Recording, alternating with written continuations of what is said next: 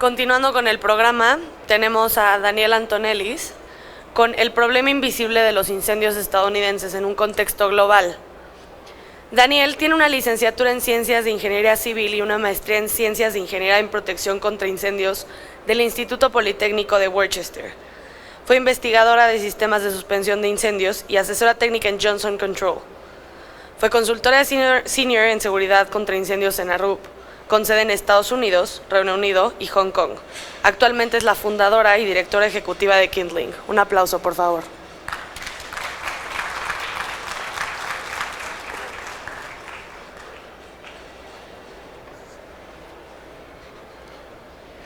Hello, everyone.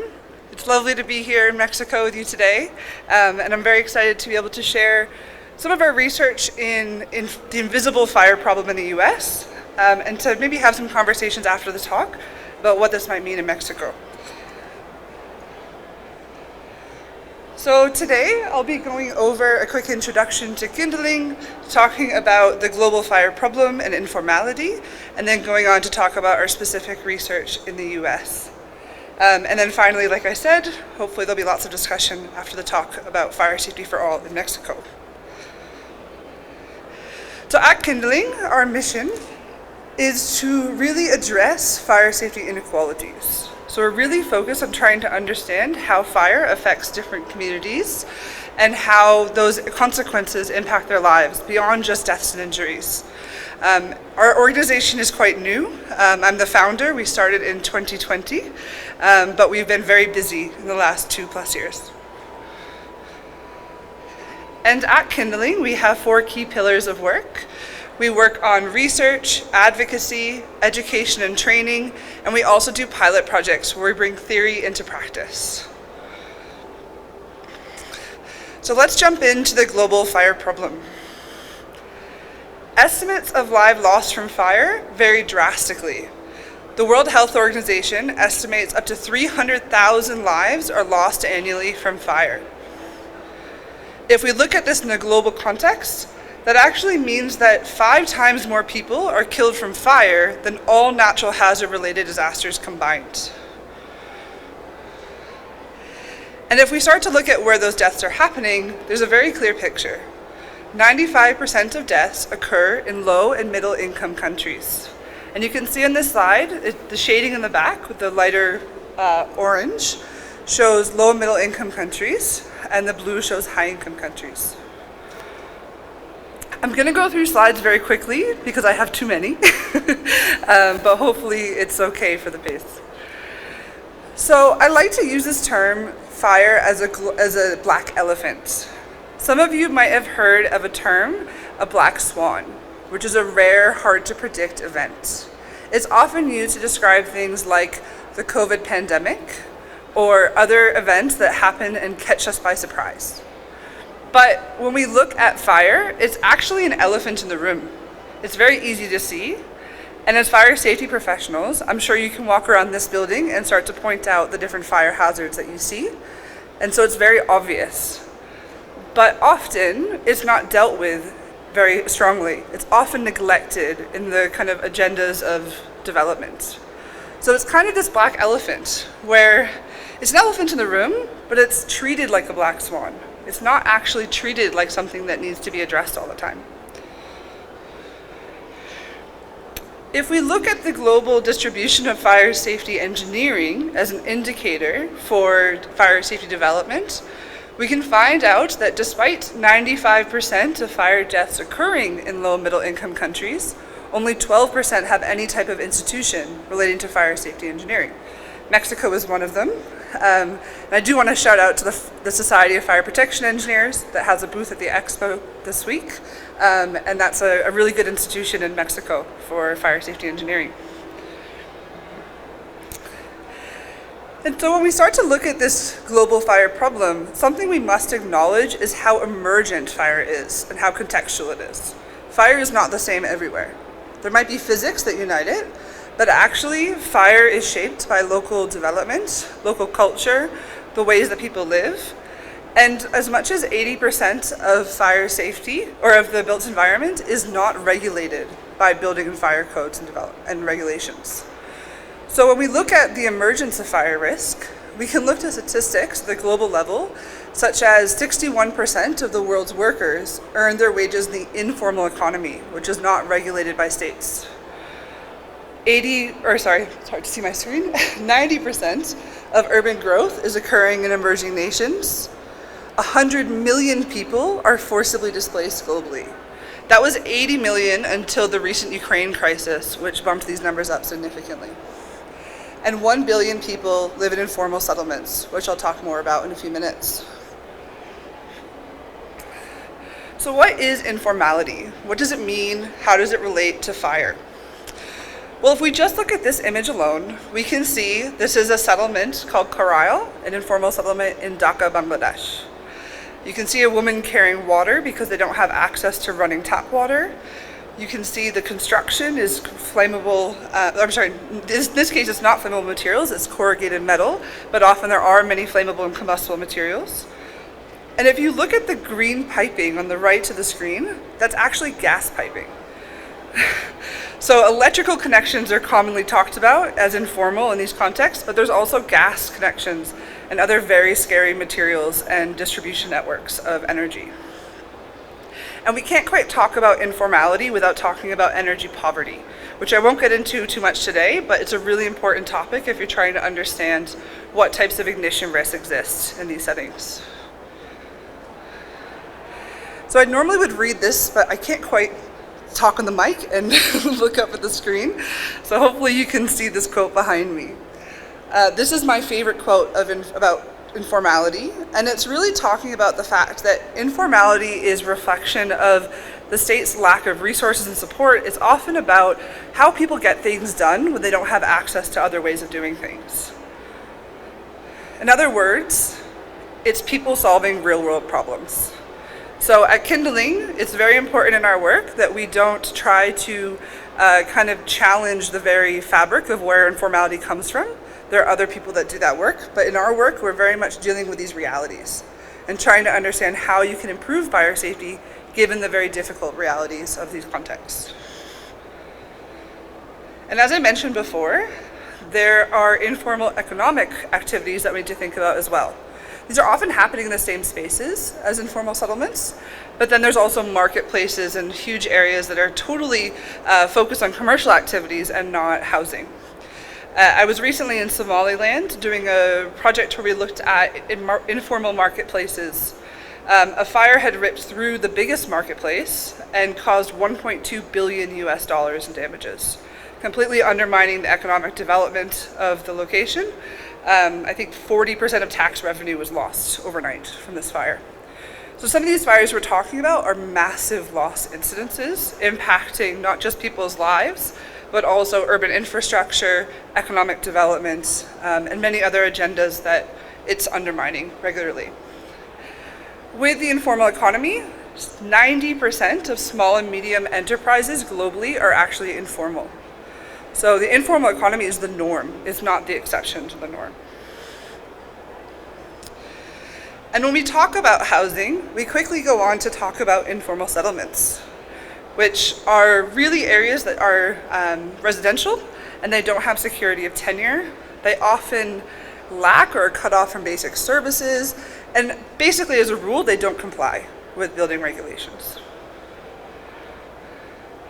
Many of these areas are highly vulnerable to fire, and these fires rarely affect just one dwelling. They spread across entire settlements, affecting not only that community, but often neighboring communities in the city at large. This picture is a fire from Sao Paulo, Brazil in 2011 that completely wiped out this entire community and affected the neighboring railway, as well as a large industrial building. We have fires that happen in refugee camps, such as in Cox's Bazar, Bangladesh, that displaced 48,000 people in one day. So these are exacerbating humanitarian crises to a very high degree. And when we consider the consequences of fire, we need to think about the social dimensions, the political dimensions, and the economic dimensions as well. So I want to just point out the community's experiences of fire and how this affects them on a recurring basis. Again, I can't quite read the quotes from behind me, but I want to highlight a couple fires from humanitarian settings.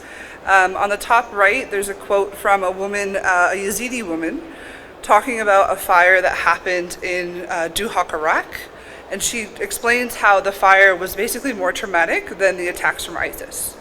So there's traumatic effects of these fires beyond the kind of loss of property and life. A lot of our work over the years has been focused in South Africa, in Cape Town in particular. And this fire on the screen is a very famous fire. It's called the Imizamietu community. It's an informal settlement. And Imizamietu has experienced many, many fires over the decades that it's been around. It is set in this very interesting part of Cape Town where there's very affluent communities next door, and then this very large spreading informal settlement. In 2017, there was this fire that you can see on the screen that displaced almost 10,000 people, killed 4, and caused huge political outfall for the next 2 years around reconstruction. So there was a lot of debate about how they could rebuild, right? The government really wanted to come in and make it safer from fire, but that was at the expense of people who needed to get back in their homes very quickly. So there ended up being quite a lot of tension. Riots broke out. There were significant challenges over about 2 years. In that same period, we often hear about the events recovering from that first fire, but you can actually see that there are multiple fires that continued to happen while they were still talking about recovering from the first fire. So these are recurring incidences, and they're happening amongst other types of hazards as well. This one I will turn around and attempt to read, because I think it's a very important quote. This is actually from New Orleans after Hurricane Katrina, and it's talking about resilience. It says, "Stop calling me resilient, because every time you say, oh, they're resilient, that means you can do something else to me. I am not resilient." It's incredibly important that we acknowledge the political nature of these fires and of how we develop society and kind of how certain people are marginalized more than others from a fire safety perspective. So we can't forget that just because people build up capacity to be able to deal with these instances, and we don't have time today to talk about this, but there are wonderful stories of how communities build their own ways of responding. It doesn't mean that we don't have responsibility as society more largely to support them. Globally, it's acknowledged that housing is a human right. And so when we think about the fact that 1.8 billion people have inadequate housing, we really need to question, what does that look like from a fire safety perspective? I can tell you none of these statistics consider fire safety when they define what inadequate means. So perhaps the number is even larger if we think about that as a wider lens. And this is a map looking at slum conditions globally. So you can see there's a large concentration of people living in these conditions in sub-Saharan Africa, in Asia, and in Latin America. And I'll come back to this map in a minute. When we talk about slum conditions, it relates to the informal settlement definition I spoke to a few minutes ago. It's really talking about people lacking certain measures that make housing adequate, whether that's security of tenure, access to water and other infrastructure. But this kind of concept of a slum household is what most data refers to when they're talking about global housing conditions. And if we go back to this map, there's something that's really bothered me for many years as I've done this research. I'm from the US, and I used to look at this map when I was researching South Africa or India, Bangladesh, Mexico, Costa Rica, Nigeria, and I was always bothered that there was no data in the US. Why is there no data? Is there no problem in the US? Are they just not reporting it? What's the real story here? So the project that we did was about answering this question. And I'm gonna give you the answer quickly. There are millions of people living in slum conditions in the US. And people are suffering disproportionately from fire in these conditions. So that's the headline of this talk, and I'm gonna talk about what that looks like more specifically. But we really want to show that this is not just a problem in low and middle income countries. There are huge fire inequalities in high income countries as well. And while we might have regulatory systems that have learned much over decades, there's a lot more that we need to learn. And in many cases, we need to learn from low and middle income countries as well. So I'm here today to hopefully have that exchange and also to see how we might be able to help in Mexico as well. So this is a sort of map that I'm going to use the rest of the presentation. Really, we're looking at how can we reframe these issues from a regulatory perspective. And I'll go through this in more detail. So right now, I really just want you to focus on the fact that we have formal settings, which are considered minimally compliant. So something that complies with the building code. And I'll talk about the two categories that we have. Everything else on the left, we consider informal to varying degrees. So there's a spectrum of informality. So first, let's talk about vulnerability protected and minimally compliant. And I'm going to apologize because this presentation has way more words on slides than I normally like, but I think the definitions are quite important, and I'm hoping, since I don't speak Spanish, which I'm very sorry about, that the words on the slide might help with the translation as well. So as I said, minimally compliant is referring to buildings that are actually complying with the minimum regulations, the minimum code requirements. We know that that doesn't necessarily mean that everyone is safe from fire, however. So we have this other category, which we refer to as vulnerability protected. Thinking about persons that have disabilities and require certain assistance to escape, for example, there are certainly things that we can do to engineer systems that help protect them better in the event of a fire. So we have the minimal compliance, which is the bare minimum you must achieve to get your certificate of occupancy in the United States. But we want to encourage people to go above that and think about what vulnerable populations exist and how you can better support them. Some of you might be familiar with the Fire and Life Safety Ecosystem from the NFPA, which identifies 8 cogs that need to be working together to create a strong regulatory system and a strong fire safety system. This is based off of 125 years of work by the NFPA in the US, and it's a really great reference, but I must say, I'm one of the biggest fans and one of the biggest critics of this framework. If you look at how it carries across to other countries, I think cogs are missing. In the US, sometimes we take for granted that we have certain infrastructure, certain healthcare facilities, ambulatory responses, etc. And so this is a good starting point, but I would challenge you as you're applying it in Mexico to think about what's maybe not considered in the US that ought to be in Mexico. So now we've talked about the formal part of the spectrum. Now let's move into informality and the spectrum of informality. And we're going to start with underregulated and then work our way to the more informal parts. So under the underregulated category, we're talking about buildings that may have complied when they were first built. They might have had very clear requirements, very clear compliance at the time of construction, but often they fall out of compliance over the lifetime of the building. That might be due to being under-maintained, something called under the radar, which I'll talk about more. And generally, we have a lot of vacant or abandoned buildings in the US, which are often occupied in a context where affordable housing is insufficient in our country. So under the underregulated category, I want to refer quickly to this under-maintained subsection. Have any of you heard of this fire that happened in New York in January? It was a fire in the Bronx, the Twin Parks building. It caused 17 fatalities in New York, and it really highlighted the fact that there were these affordable housing projects or buildings where fire safety wasn't being maintained, and as a result, there were huge losses of life in this particular fire. But this is a widespread issue. Some of you might be familiar with the Grenfell Tower fire that happened in London in the UK in 2017. That fire led to the loss of 72 lives in London. In fact, it was in the most affluent community in the UK, one of the most affluent communities. But this social housing block had lack of maintenance and the introduction of new combustible cladding materials, which caused this catastrophic tragedy. So under-maintained is something that we need to look at enforcement capacity, and we need to start to understand what does the regulatory system look like in the United States. In the United States, we tend to rely on highly prescriptive codes and standards. We have no federal requirements or authority that oversees building regulation.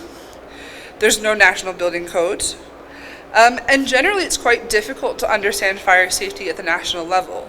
And that's because we have these complex interactions between state and local ordinances and laws, separate building and fire codes, numerous reference standards. If any of you have opened a US code, you know that you get pointed into 1,000 different directions very quickly. And there's lots of requirement to registration and licensing of professionals which need to be navigated. It's very much dependent on local states and communities and what they adopt. And once a building is constructed and receives that certificate of occupancy, there's really not much opportunity to continue enforcing fire safety, unless there's a trigger, such as a modification to the building, a renovation, etc. So it's very difficult for authorities to kind of stay on top of the existing building stock, and often they don't have sufficient capacity and funding to be able to go out and do that work. I think these are shared challenges in many places around the world. How do you actually keep on top of the existing building stock? The next subsections is related to under the radar. So we have illegal conversions or subdivisions and insecure tenure. In the photo on the left, we're referring to a fire that happened in Philadelphia, where a row house that was meant for 6 people was actually having 18 people living there. So they were packing lots of people into this smaller housing units, and this fire happened in January as well and caused 12 fatalities. There's many other examples which I won't go through, but subdivision and over-occupancy are critical issues in the US and internationally. On the right-hand side of this slide, you can see this image is actually not from the US, but I think it's a really exceptional example to mention. If any of you have heard of kind of Hong Kong housing issues, it's very, very expensive to have land and housing in Hong Kong. I personally lived there for a year working as a fire engineer, and I can personally vouch for the fact that it's very expensive. It's very difficult to find housing. So as a result, a lot of people are looking for different innovative ways to find that housing. This is called a coffin home. It's one of 2 primary places that people tend to stay in when they're looking for very cheap housing. Another is called a cage home, which I actually had a picture of earlier, where people have small cages stacked on top of each other like bunk beds. So these are very extreme examples of subdivision and over-occupancy that can cause significant fire problems. Thinking about evacuation, higher fuel loads than intended, etc. And the last category, and under-regulated, is looking at vacant housing, or vacant buildings that are often industrial or for some other purpose, but then are repurposed for housing individuals. These are often occupied kind of under the radar as well. So people might kind of find an industrial building or an old commercial center, occupy it, and create a home there. This example is quite famous on the screen. It's the deadliest fire that's ever occurred in Oakland, California. It's called the Ghost Ship Fire. And this fire happened in a facility where artists had created co-living environments, co-performance and work environments. And if you can see just on the screen, there's very combustible materials of wood being used in different kind of orientations to pack in their different artist materials. There's no picture on the screen, but there was wooden pallets used as the staircase. So when the fire happened in this facility, 36 artists lost their lives. And there's many stories of firefighters losing their lives due to responding in vacant buildings. There was a fire in Worcester, Massachusetts that killed 6 firefighters, and we hear lots of stories of vacant housings in cities like St. Louis and Detroit that have significant problems for a kind of search and rescue. In St. Louis, actually, 40% of fire calls involve vacant buildings in 2018. It's quite impossible to talk about this topic of the invisible fire problem without addressing homelessness. Homelessness is an increasing problem in the US, especially due to the pandemic. But these statistics go back to 2020, so I don't have all the information for the last couple of years. In 2020, on one night, and that's how they kind of take this data, they look at one single night in the year and look at how many people were experiencing homelessness. On one night, 580,000 people were experiencing homelessness in the United States. Out of that group of people that were experiencing homelessness, 61% of those people were sheltered, meaning that they were taking shelter in kind of a temporary way, such as these types of facilities you can see on the screen. The remaining 39% of people were living in unsheltered conditions. They were either sleeping on the streets or sleeping in some type of informal settlements or housing. This image is from Las Vegas, showing people that are living in a tunnel in Vegas under the city. And so we can see that there's lots of diverse types of places that people take shelter. If we come back to our spectrum of informality, we can go into unregulated. And this is very simple. It's exactly what it sounds like. Areas that are not regulated at all. There's no interaction generally with the authorities in terms of fire safety, at least not from a proactive regulatory perspective. There's lots of responses with the fire services, however. So under this unregulated category, this is where informal settlements fall. So all those images I showed earlier in the talk, trying to show the global context of informality and slum conditions, very much relates to this category of unregulation or unregulated housing. And so I'm just going to show a few images. This is a homeless encampment from California, and you can see there's very diverse fuel loads. There's lots of different kind of ignition sources that are kind of available in these settings. And I want to point out the road infrastructure behind the settlements. Often these homeless encampments group near infrastructure, whether that's rail infrastructure, road infrastructure, and pose a significant fire risk to the city's infrastructure, which often is the trigger that causes the city to pay attention and start to look at relocation. Eviction and relocation are very political topics, obviously, that come into play when we look at fire safety in these areas. And in Los Angeles, fire is a very devastating occurrence in homeless encampments. Again, not only affecting the homeless encampments, but putting a lot of pressure on the fire services who are responding, and they're often the cause of wildfires as well. It's very difficult to kind of untangle the wildfire problem from homeless encampment fires in the west coast of the United States. We're also referring to people living in cars and RVs, and especially when they're parked under infrastructure again. And so the last category in the spectrum is the non-sheltered. The non-sheltered category is, again, exactly what it sounds like. Is people generally sleeping on the streets, having very little protection from weather, and very little fire protection capacity or resources. In some ways, these tend to be smaller fires than the homeless encampments, because you don't have as many people in one area. But again, there's gray lines, and this is a spectrum, so it's not easy to kind of clearly define where these start and stop.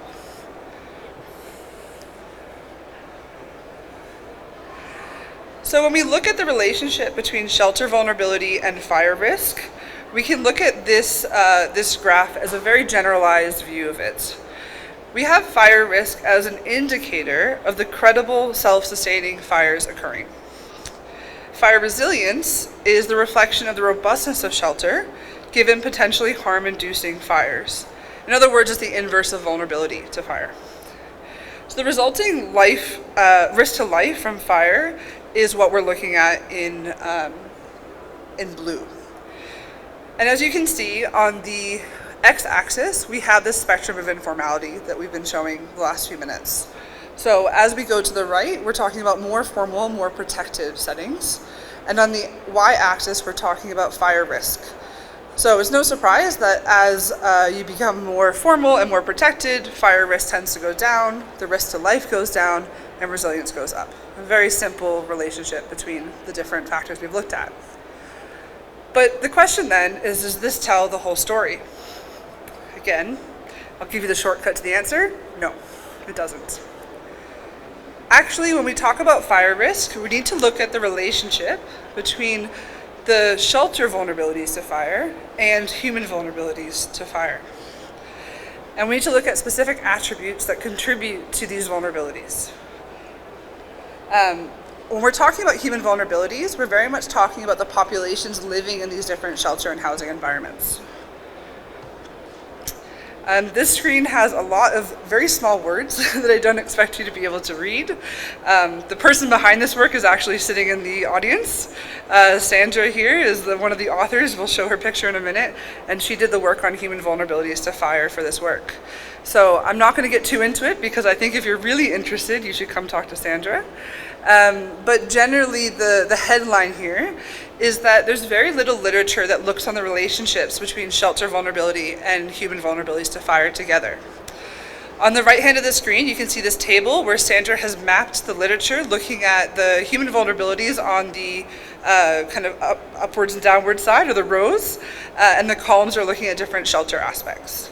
And we can see that there's not much overlap with the orange, and where there is, it's generally just looking at what we call general fire risk. So it's not getting into the disaggregated kind of nuances of how specific attributes of housing and shelter relate to human vulnerabilities and characteristics.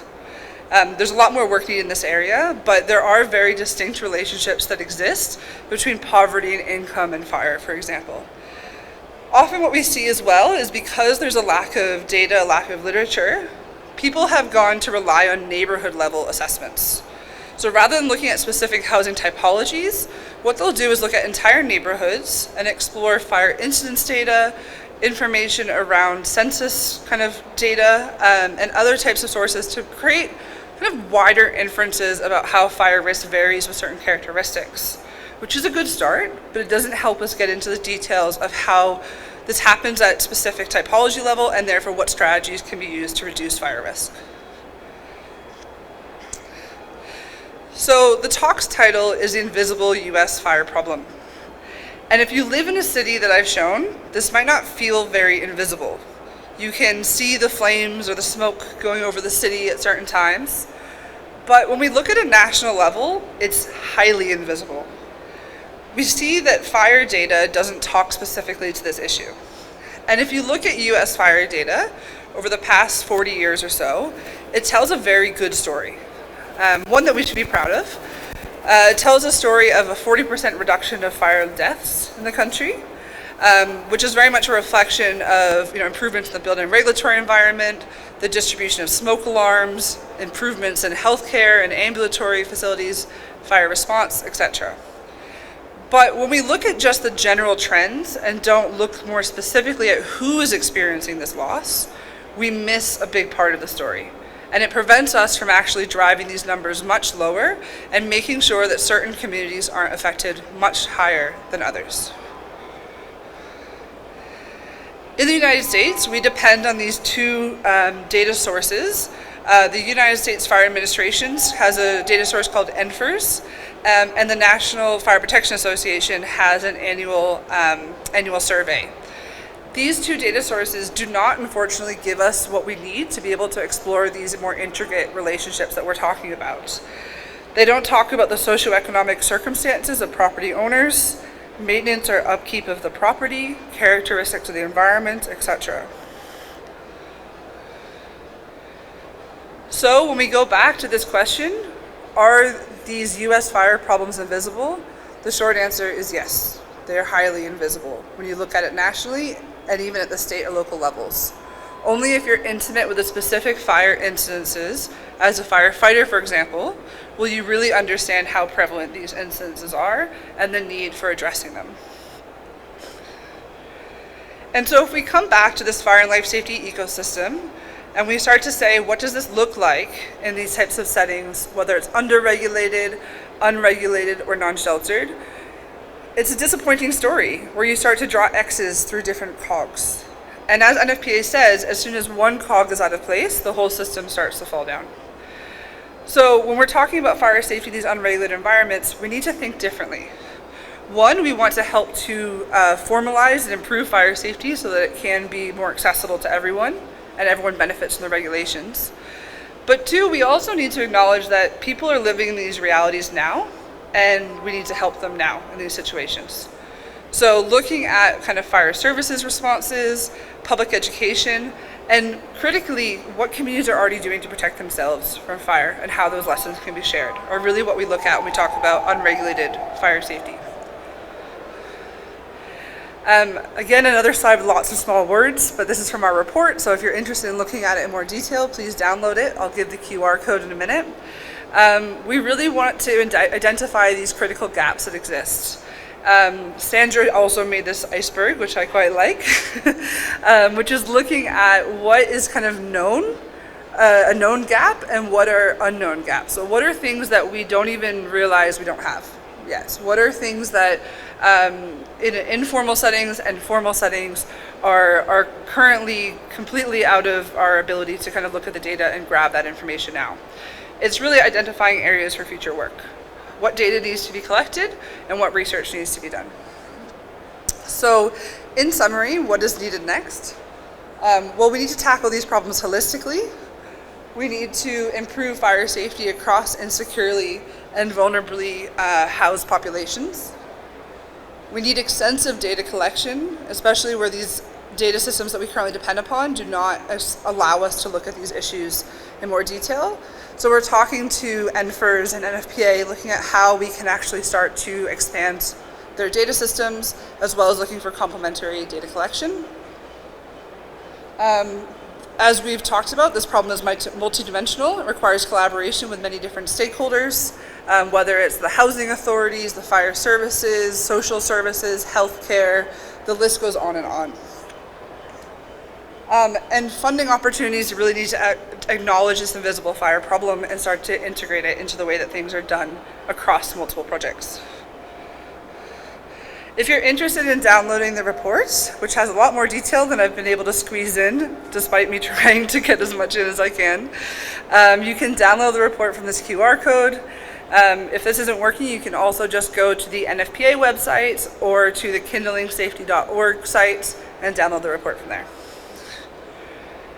And I want to thank the authors of this report. Again, I keep calling her out because she's in the room. So we have Sandra here, you can see on the slide.